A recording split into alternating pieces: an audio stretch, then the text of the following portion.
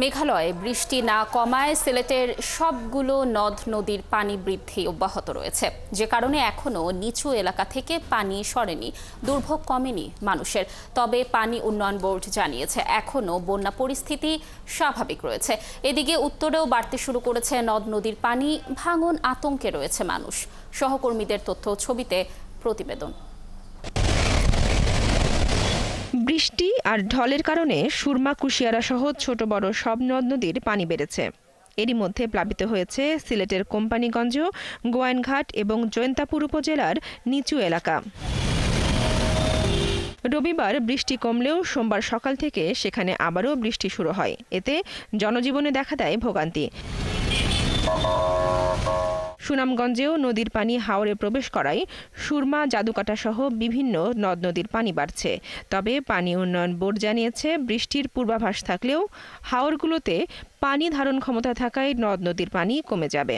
সুরমা নদীর পানির লেভেল ছিল 6.86, অর্থাৎ বিপদসীমার প্রায় 94 সেন্টিমিটার নিচে, এবং সুনামগঞ্জের গত 24 ঘন্টার বৃষ্টিপাত হয়েছে 25 মিলিমিটার, যেটা গতকালকের তুলনায় অনেক কম। হবিগঞ্জের পূর্ব ভাদই এলাকায় বাঁধ এবং শহরের কামরাপুরের কুড়িপট্টিতে বাঁধে ধস নেমেছে। সেখানে খোয়াই নদীর পানি বইছে বিপদসীমার ওপর দিয়ে। বাঁধটা ভাঙলে আমাদের এই 2 নং ওয়ার্ড, এই যে গ্রামবাসী আছে, প্রথমে এই গ্রামবাসী একদম পানির সাথে মিশে যাবে বাড়িঘর। বাঁধটা ভাঙলে পরে হাজার হাজার করে অনেক টাকা ক্ষতি করতে। মৌলভীবাজারে মনু ছাড়া অন্য সব নদীর পানি কমেছে, কিন্তু দুর্ভোগ কমেনি ডুবে থাকা নিচু এলাকার মানুষের। এখন পর্যন্ত জেলার কোথাও বাঁধে ভাঙন হয়নি বলে জানিয়েছে পানি উন্নয়ন বোর্ড। পানি মানুষ ঘুমাইতে পারেন না, রাইতে কষ্ট হয়, বাড়িতে পারে না, খাইতে পারে না। ব্রাহ্মণবাড়িয়ার আখাউড়ায় মোগরা, মণিয়ন্দ এবং দক্ষিণ আখাউড়া ইউনিয়নের অন্তত 19টি গ্রাম প্লাবিত হয়েছে। এসব এলাকার 450টি পরিবার এখনো পানিবন্দী।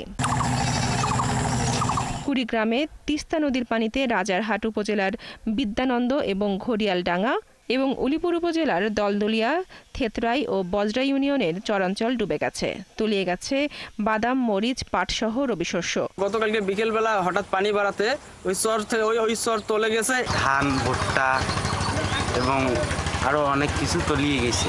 ময়মনসিংহেও পুরনো ব্রহ্মপুত্রের পানি বাড়তে শুরু করেছে। তবে এখনও বন্যার আশঙ্কা নেই বলে জানিয়েছে পানি উন্নয়ন বোর্ড। বনশ্রী হালদার, ৭১।